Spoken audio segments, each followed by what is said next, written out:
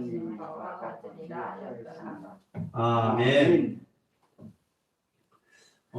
제가 좀 싫은 소리 들으면 잘 삐지거든요.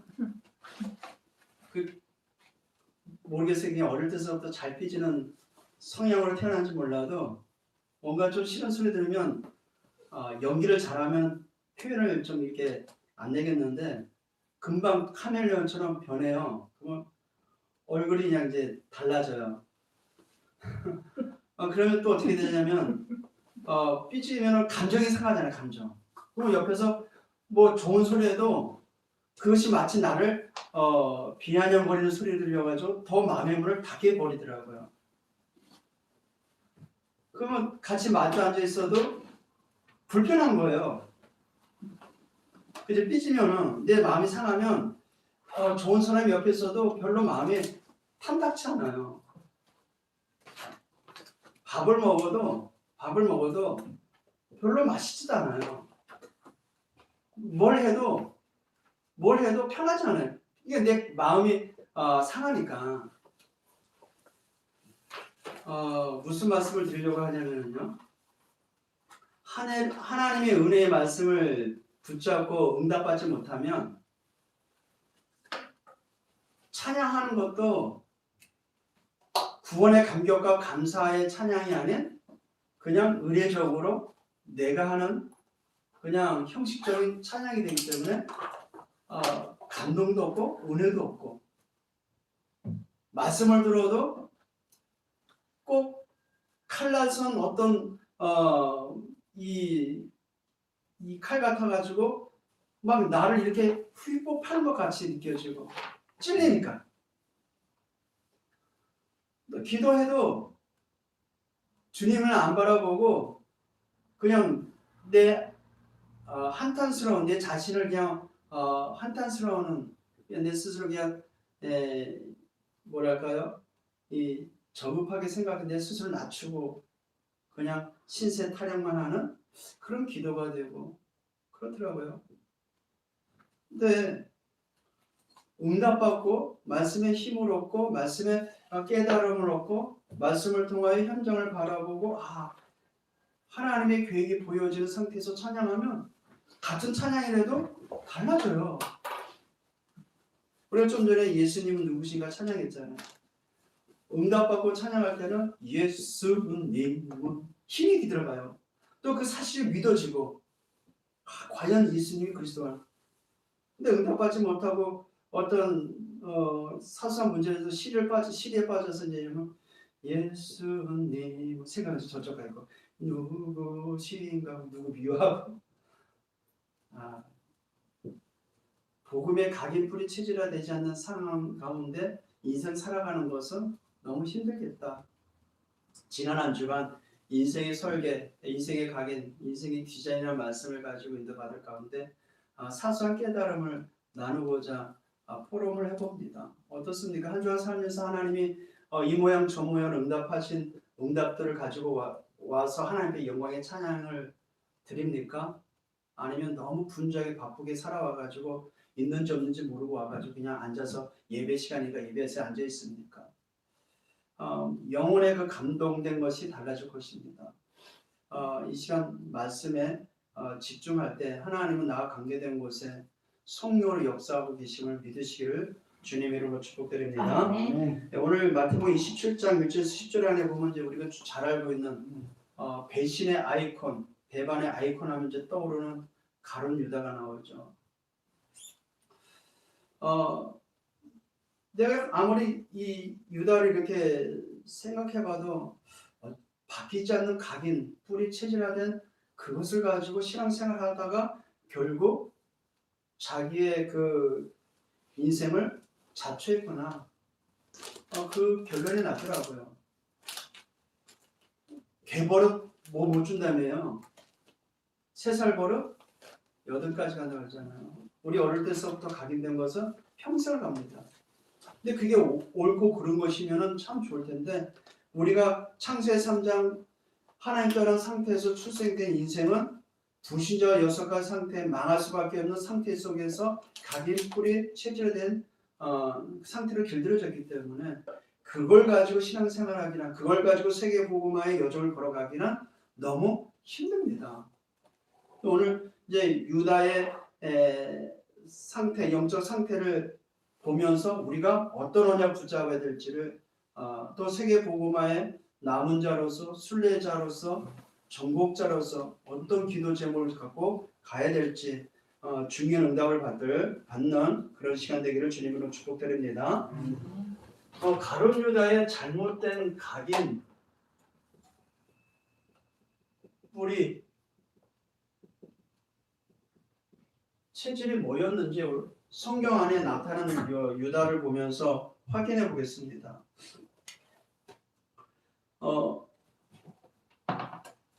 요한복음 13장 29절에도 나와 있듯이 유다는 세리 마태, 그러니까 세무를 담당했던 마태라는 제자도 있음에도 불구하고 이 유다는 가룟 유다는 일행의 그 이제 회계를 담당했던 사람이었습니다. 동계를 맡았다고 했기 때문에요. 일행의 재물을 맡은 자였어요.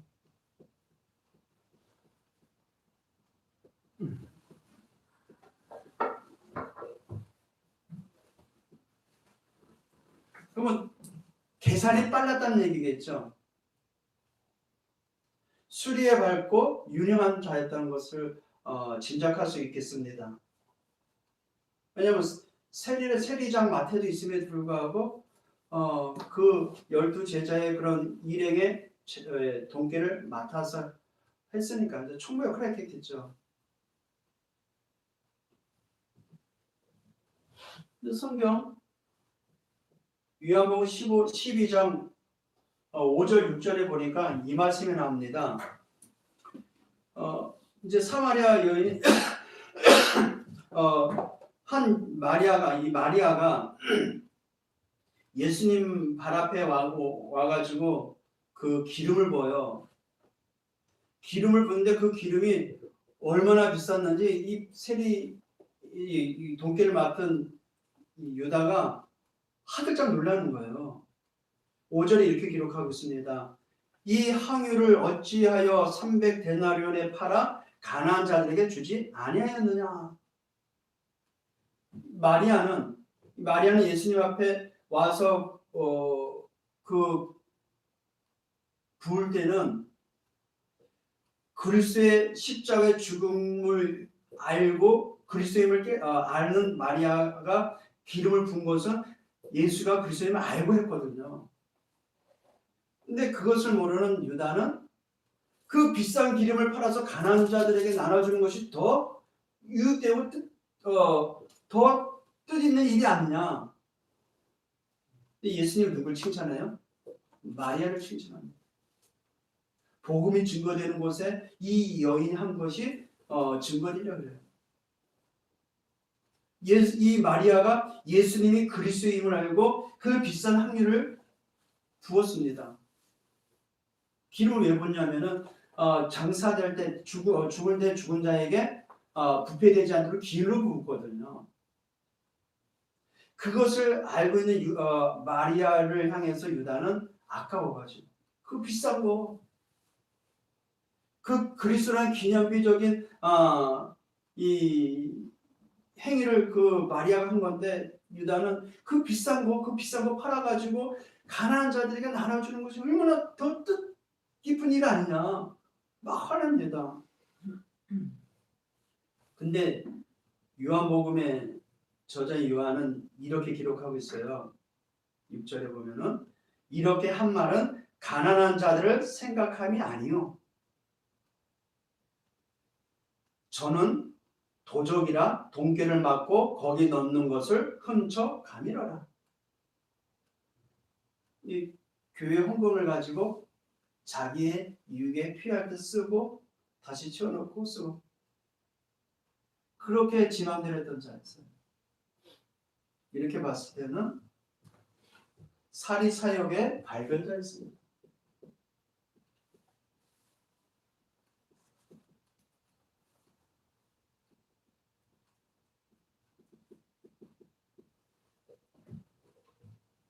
근데 이런 사람을 누가 부르셨어요? 예수께서 부르셨어요. 원한 자를 부르시니 이에 열두 제자가 나온지라고 했어요. 모르고 불렀을까요? 알고 불렀을까요? 아시고도 불렀어요. 아시고. 그래서 인생이 편집돼야 돼요. 복음을 통해서 내가 누구인지를 알아야 돼요. 근데 이 유다는 가롯 유다, 가롯이라는 동네에서 태어났다 해서 가롯 유다. 왜냐하면 이제 12제자 또 유다가 있었고요. 성경에 유다 3명이 나옵니다. 12제자의 그 다메오 유다와 오늘 가롯 유다와 또 유다서를 적은 기록자인 예수님의 동생 유다. 그때 당시 유다는 유다라는 이 인물에 대해서 선망의 대상이었거든요. 그래서 아들 낳으면은 유다라는 이름을 많이 줬었어요. 유다가 흔한 이름이었던 것입니다. 좋은 이름이었어요. 좋은 뜻을 줬는데 이제 가롯 유다로 인하여 유다의 이름이 이제 자식들에게 이름을 줄 때 이제 그 이름을 안 쓰죠.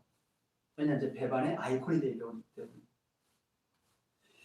이렇듯 가롯이라는 동네에서 태어난 출생한 이 사람이 어떻게 해서 이 물욕에 눈이 멀었을까요? 자라면서 그렇게 각인된 거죠. 그 각인된 상태에서 예수님을 따라다니면서 보는가 어마어마한 기적도 일어나고 또 예수님이 왕이 된다는 이야기를 하니까 이제는 먼 훗날 이제 예수님이 왕이 된 날 자기는 이제 제국의 장관이 되는 푸른 꿈을 꾸고 있었겠죠. 그러니까 복음이 안 들리는 거예요. 복음이 현장에서 본인 당신이 예수께서 그리스도의 사실을 증명해 보임에도 불구하고 영적인 눈은 안 열리고 육안만 계속 밝아지고 있었던 것입니다.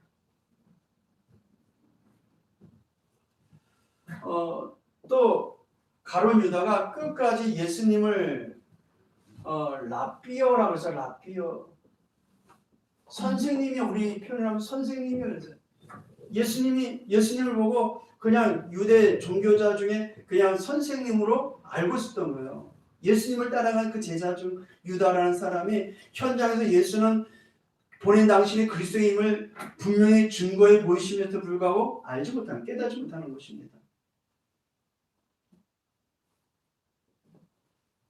메시아로 오신 그 예수가 바로 자기가 따라다니는 예수가 바로 약속대로 오시는 메시아였음에도 불구하고 모르는 거예요. 그러니까 끝까지 라삐오 그래요. 마태복음 26장 이제 예수님이 이런 말씀하잖아요. 이제 너희들은 나를 배반할 것이다. 너희 중에 한 사람이 나를 배반할 것이다. 그래요. 팔 것이다. 그러니까 나머지 제자들은 주여 나이니까 물어봐요. 근데 유다만 라삐어 그래요. 존칭을. 제자들은 그 헬라어로 큐리오스라고 그러는데요. 만왕의 주가 되신 그 예수를 향해서 주여, 주님이여, 나이니까 그러는데 유다는 라삐어, 나이니까. 지가 팔 생각을 이미 머릿속에 구성해놓고 라삐어, 나이니까 물어봐요. 위선자였죠. 그리고 나는 라삐어 나는 아니지요 이렇게 물어봅니다. 위선자이면서 그리고 뻔뻔한 자였죠.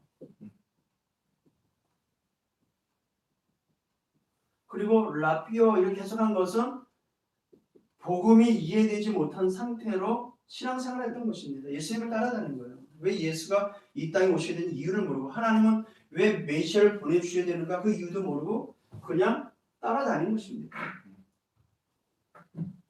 영적 통찰력은 어떻게 했어요? 영적 통찰력이 없는 거죠.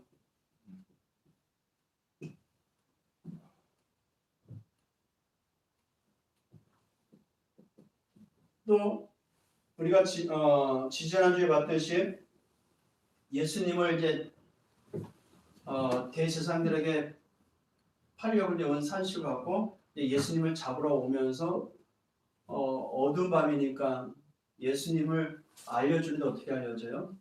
입 맞추는 자가 예수라는 사실을 서로 짜고 오죠. 그런 거 봤을 때는 강교하고 음흉한 자였습니다.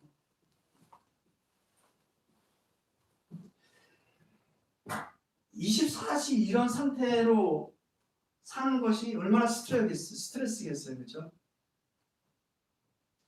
그리고 예수님을 배반한 배은 망덕한 자.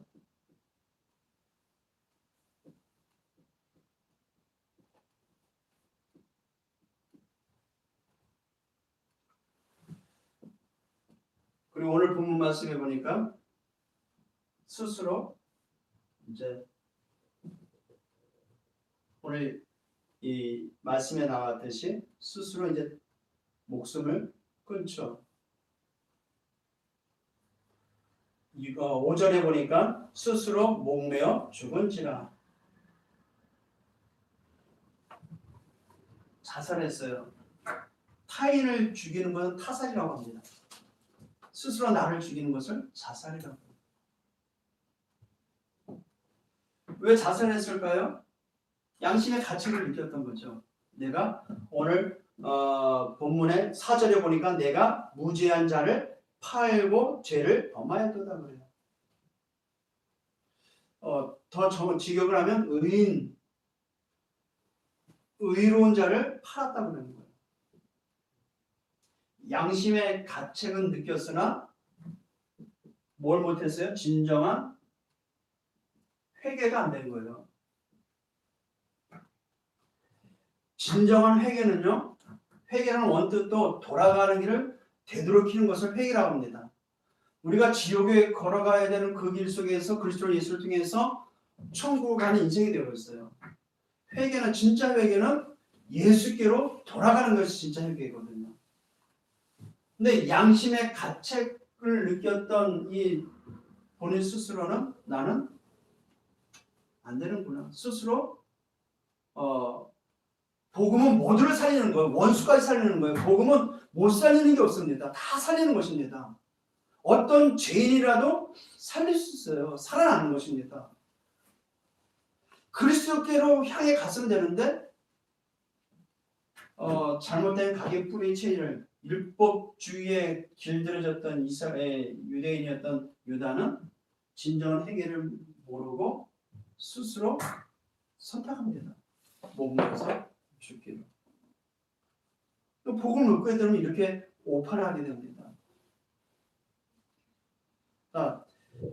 유다라는 이 한 사람은 예수님과 3년 반 동안 공생애간 예수님과 함께 동고동락을 하면서 영적 현장을 봤어요. 하나님 떠난 불신자 상태를 다 봤습니다. 그 문제를 해결하신 그리스도가 그 현장에서 완성한 것을 봤습니다. 아, 그리스도야 되는구나. 그리스도가 아니면 안 되는구나. 그 사실을 보고 베드로는 어떻게 고백을 했어요? 주는 그리스도시요 살아계신 하나님의 아들십니다. 그랬습니다. 깨달았다는 거예요. 그 현장을 봤음에도 불구하고 결국은 유다는 영적 사실을 보지 못하고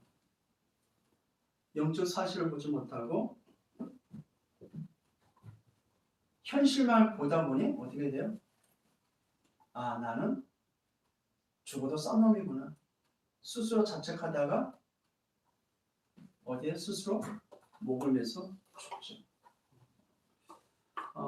우리 신앙생활은 한번 되돌아보시길 바랍니다.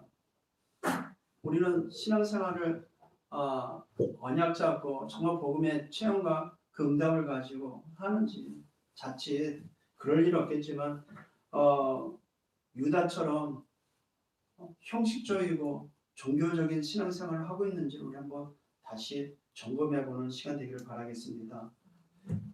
유다가 뭘 몰랐을까요? 유다가 몰랐던 이 복음이 뭔 줄 몰랐죠. 복음. 금요예배 때도 말씀을 나눴는데요.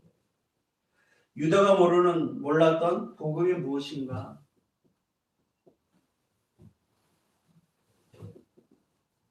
왜 예수님이 이 땅에 오지 않으면 안 됩니까? 복음의 당연성이 있죠.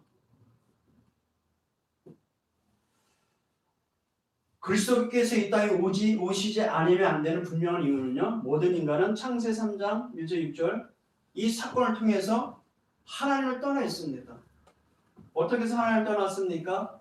하나님의 말씀에 불순종하는 죄를 범했습니다. 그래서 로마서 3장 23절 모든 사람이 죄를 범한 상태로 살아가고 있기 때문에 어째서 인간이 죄를 범했습니까? 하나님의 말씀에 불순종하는 죄를 졌단 말이에요. 누구의 말을 듣고요?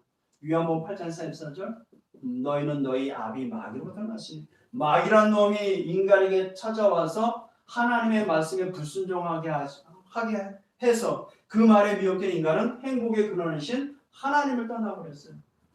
선악을 알게 하는 나무는 먹지 말라 먹는 정령 죽으리라. 그 창세기 17장의 언약의 말씀을 마귀의 말을 듣고 파기시켜버렸어요. 누가요? 인간이. 그래서 모든 인간은 죄인입니다. 그래서 하나님의 방법대로 오신 예수 그리스도가 이 문제를 해결하시겠다고 약속하셨고 그 약속을 이루셨어요. 그래서 그 복음에는 필연성이 있습니다.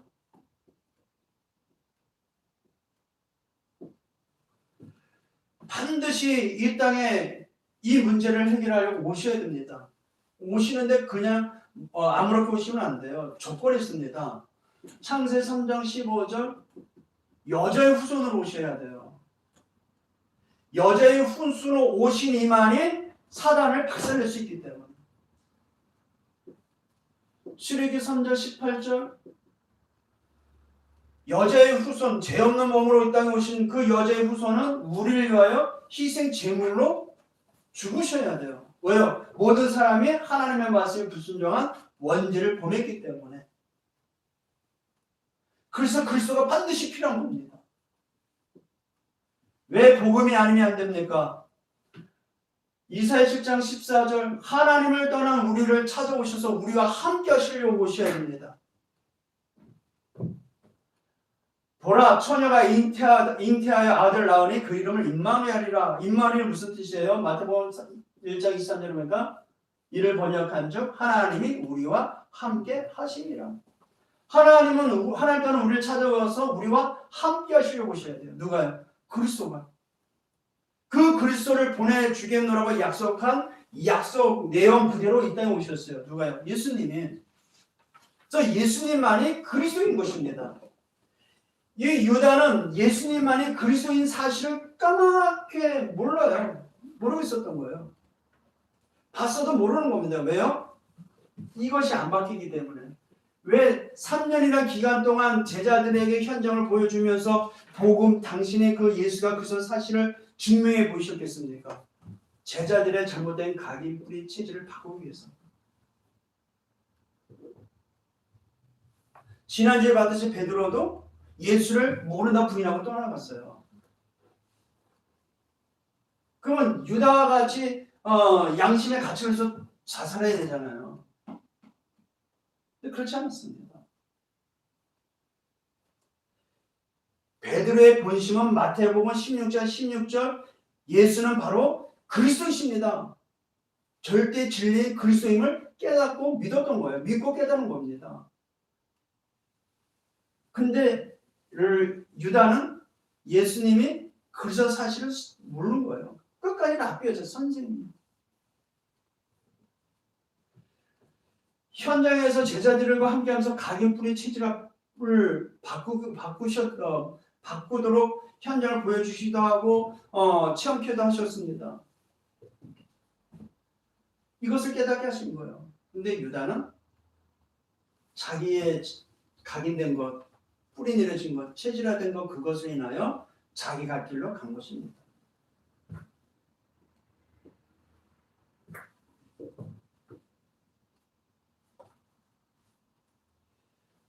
복음이 뭡니까? 복음에는 절대성이 있어요. 복음이 아니면 안 되는 절대적 이유가 있습니다.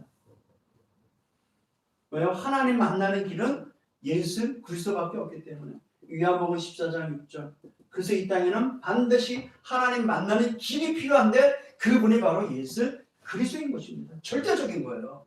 하나님을 만날 수 유일한 절대적 길은 예수 그리스도밖에 없음을 믿으시기 바랍니다. 로마서 8장 2절 죄와 사망에서 법에서 우리를 해결할 수 있는 해방시킬 수 있는 유일한 길은 예수 그리스도밖에 없음을 믿습니다. 절대요. 이 복음은 절대성을 가지고 오신 예수 그리스도께서 십자가에 달려 죽기 위하여 그곳을 향해 걸어가는 여정에 이제 유다가 한몫을 한 거죠. 요한일서 3장 8절 인간이 절대 해결할 수 없는 마귀의 문제를 사단의 문제를 마귀의 일을 사단을 마귀를 박살내신 그리스도 그분이 이 땅에는 절대적으로 필요한 것입니다.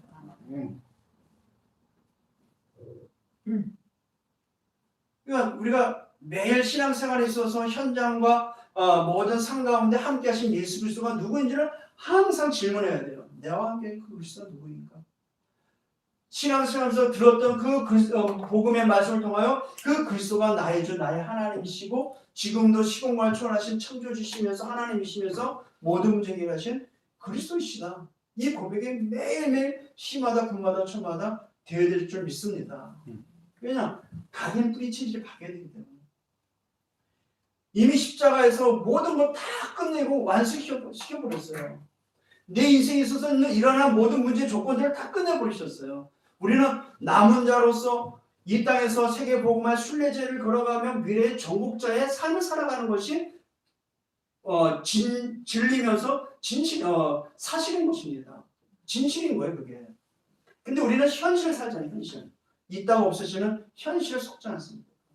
유다는 이 현실에 보이는 것만 쫓아간 것입니다. 왜 그것만 쫓아갔냐? 이것 때문에. 자라오면서 각인 뿌리 체질화된 것 때문에. 잘은 몰라도 이 물질에 너무 약했던 것 같아요.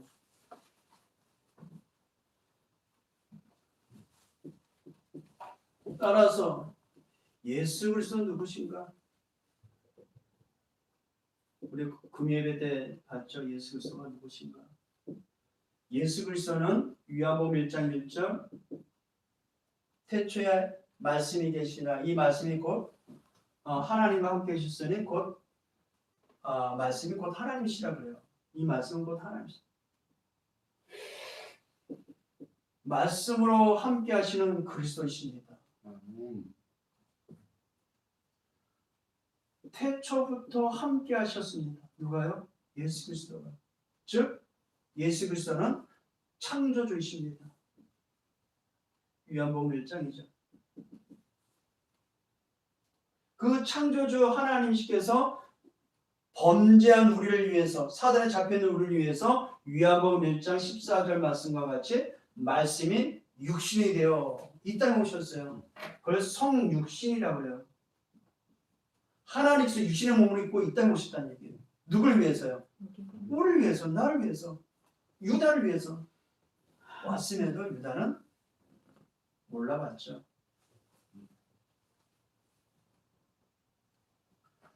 그래서 이 예수 그리스도는 로마서 1장 2절 4절 말씀에 보니까 성경의 미리 약속하신 거래요. 예수 그리스도는 미리 약속된 대로 오셨어요.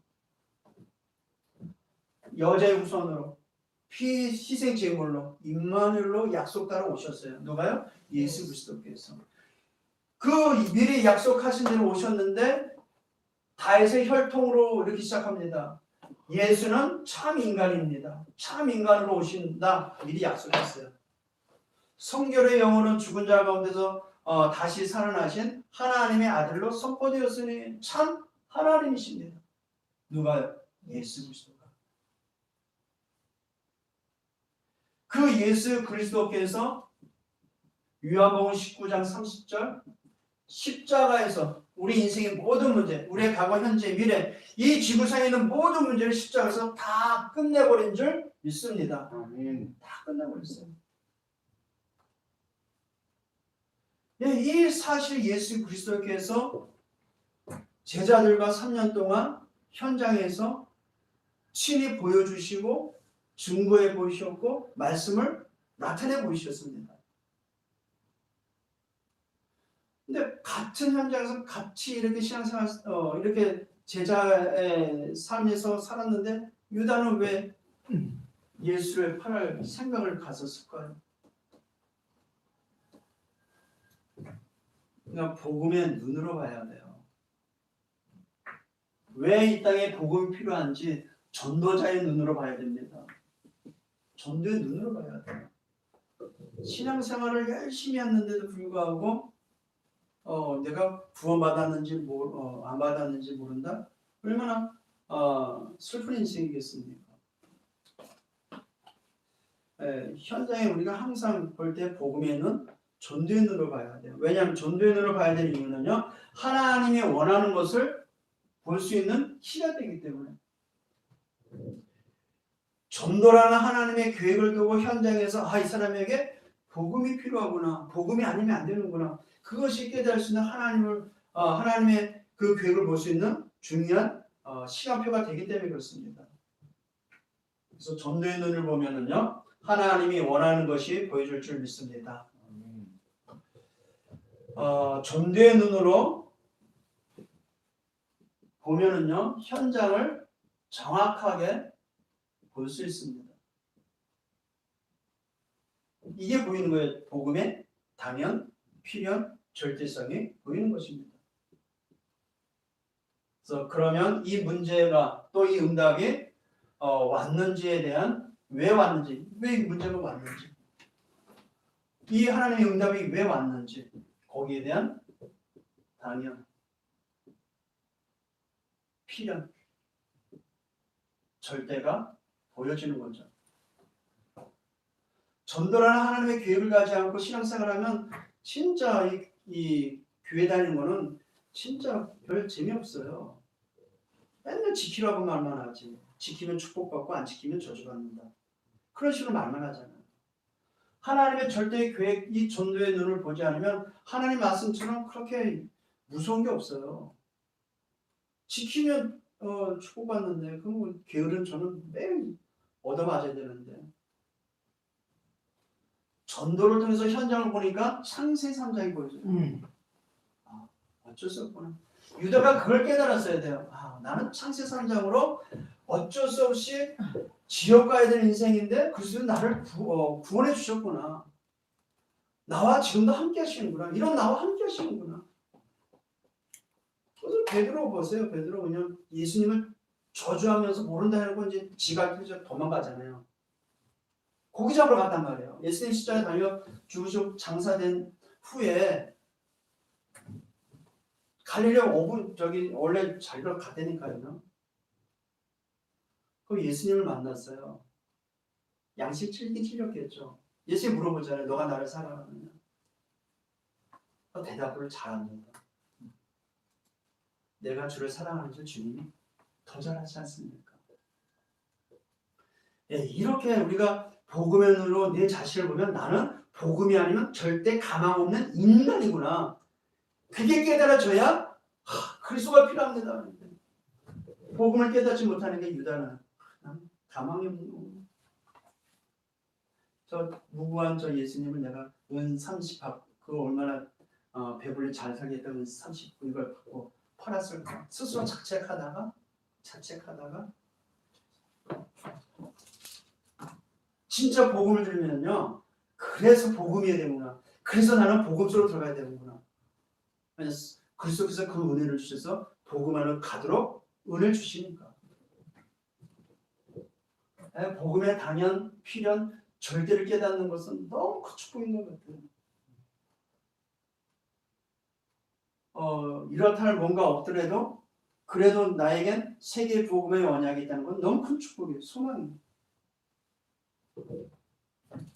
이러면 우리가 하는 일이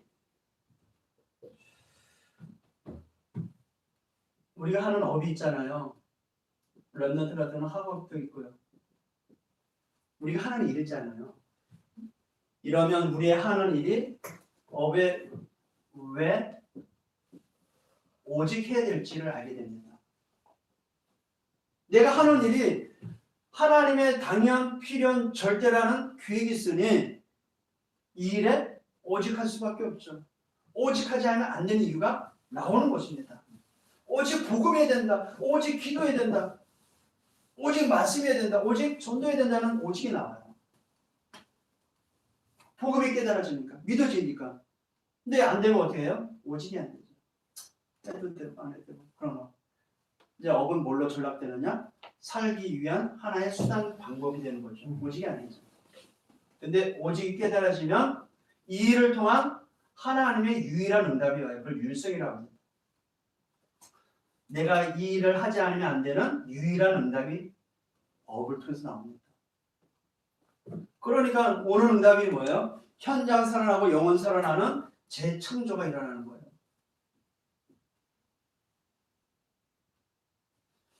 사도행전 1장 1절 오직 그리스도로 결론 나면은요 내 하는 일이 사도행전 1장 3절 하나님 나라가 이루어지는 유일한 응답입니다.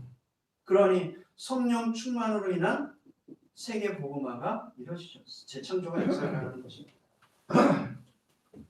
모든 것을 전도의 눈으로 보시려 주님을 축복드립니다. 전도의 눈이 중요합니다. 결론.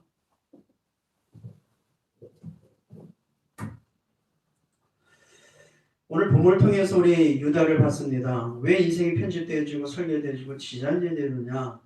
과거에 가졌던 잘못된 각인, 뿌리, 체질화된 그것을 인해서 인생을 헛수고할 수 있기 때문에 오늘 또 가룟 유다와 같이 큰 과오를 또 큰 오판을 할 수 있기 때문에 우리는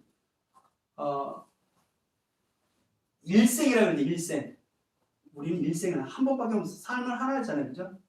이생이면 한 번 실수해도 한 번 성할 수 되잖아요. 한 번밖에 없어요. 그럼 한 번밖에 없는 오늘은 어떤 날이에요? 네, 구원받은 우리에게는 최고의 날이에요. 2021년 10월 17일은 우리 인생에 처음 있는 날이에요. 근데 우리 인생에서 마지막 날입니다. 근데 하나님이 이 응답을 오늘 우리에게 최고의 날을 주셨어요. 그럼 내일은요? 내일은 오늘보다 더 좋은 날이에요. 왜냐면 오늘 더 응답을 받았기 때문에. 맞죠? 예. 그럼 한 번밖에 없는 그 인생에 우리는 어디에다가 어느 방향으로 어느 목적을 가야 될 것인가? 우리는 하나님 앞에 겸손히 결론을 내야 돼요. 한 번밖에 없기 때문에. 먼지와 같이 바람에 부는 겨와 같이 그냥 바람에 휩쓸리다가 아침에 이 피어난 노래 가사처럼 피어난 안개처럼 있다가 사라지는 인생이었잖아요. 진짜 아무 영향력 없고 아무 불필요 없는 있으나 마나는 인생이었잖아요. 누구 말대로 시충이에요, 시충이. 그랬던 우리 인생을 하나님은 가장 가치 있는 삶으로 인생으로 만들어 주셨어요. 그리스도 예수를 통해서. 그러면 가장 연약하고 부족함이 너무나도 많은 우리이지만 창조자 하나님이 성삼위 하나님이 나와 함께 하심으로 나를 통해서 이루실 하나님의 일은 어마어마한 응답이라는 거예요. 어마어마한 축복이라는 거예요. 영원한 작품을 가지고 오늘 우리가 함께 하신다는 거예요. 그래서 오늘이 최고의 날입니다. 네. 그럼 오늘을 최고의 날로 만들기 위해서는요. 뭐가 있어야 되냐? 내가 누릴 내용이 있어야 돼요. 오늘 내가 최고의 날을 누리는 데 있어서 내용이 있어야 돼요. 그게 뭐냐? 창세기 1장 27절 하나님의 형상을 회복한 복음을 누리시길 바랍니다. 하나님의 형상을 회복한 복음을 누려야 돼요. 창세기 3장은 우리는 하나님의 형상이 깨져버렸어요. 하나님을 알지 못하는 상태로 전락됐고 타락됐어요. 근데 그리스도 예수로 말미암아 하나님의 형상이 회복되었어요. 모든 거 다 받은 거예요. 하나님 형상이 회복된 거. 창세기 2장 7절 하나님께서 흙을 빚으사 사람을 만들고 그 코에 생기를 불어넣으니 생명이 되었다 그래요. 그래서 하나님께서 내게 넣어주신 생명이 회복되도록 복음을 누리세요. 그 기도를 우리가 기도하잖아요. 말씀을 가지고 기도할 때 마치 흙을 빚으신 그 사람 코에다가 하나님께서 생기를 불어넣듯이 기도를 통해서 그 영상을 하는 거예요. 말씀을 가지고 내 코에 하나님은 지금 생기를 불어넣는다. 생기를 불어넣으니 생명이 되니라 그래요. 생명, 살아있는 영적 존재. 이것을 회복하는 복음, 이걸 누리시는 거예요. 창세기 2장 1절에서 18절에 에덴 동산의 축복이 나옵니다. 4대강으로 동서남북 4대강이 있는데 어마어마한 비밀이 담겨져 있어요. 그리스도 예수를 통해서 에덴의 축복을 회복하는 이 복음을 누리시기 바랍니다. 우리가 날마다 누릴, 그래서 이것을 통해서 우리의 잘못된 각인, 뿌리, 체질이 바뀌어지기를 주님의 이름으로 축복드립니다. 그래서 이것을 가지고 하루에 한 번씩 하나님과 소통할 수 있는 최고의 시간, 최고 행복한 시간, 최고 응답받는 시간, 단 1분이라도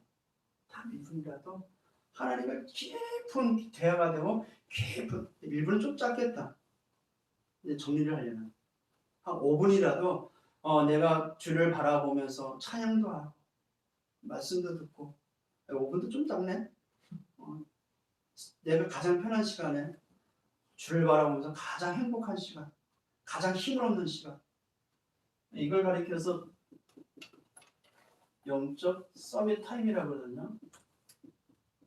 서밋이라는 것은 늘 말하지만 최고의 자리를 말합니다. 영적으로 나를 최고의 자리로 가게 하는 그 시간, 하루에 한 번이라도. 우리 김노리 사님이 그 전에 성경 출보면서 이렇게 했잖아요. 이렇게 뭐 굳은 살 베기까지 했잖아요. 그런 시간 가지란 말입니다. 왜냐? 우리가 이것을 교훈 삼아가죠. 이렇게 되면 나의 업이 살아나게 됩니다. 왜냐하면은요, 그 이유가 영적 서밋이 되니 내가 하는 기능이 어떻게 되겠어요?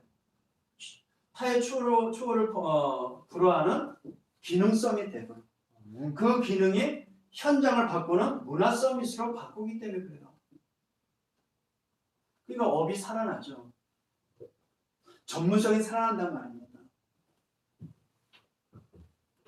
그렇다면 오늘이에요. 오늘 뭐만 하면 돼요? 속지 않으면 돼요.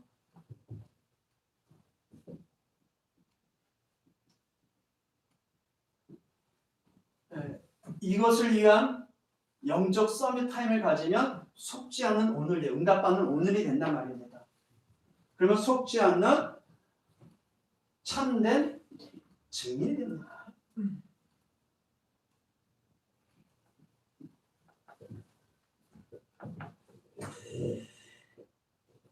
오늘 본문에 나온 가룟 유다를 우리가 교훈 삼아서 복음의 각인 뿌리 체질화되어지는 인생이 편집되어지고 설교가 되어 디자인되어져서 하나님 앞에 쓰임받는 참된 증인 되기를, 오늘을 최고로 만드는 참된 증인 되기를 주 예수 그리스도의 이름으로 축복합니다. 하나님께 영광과 찬양을 드립니다.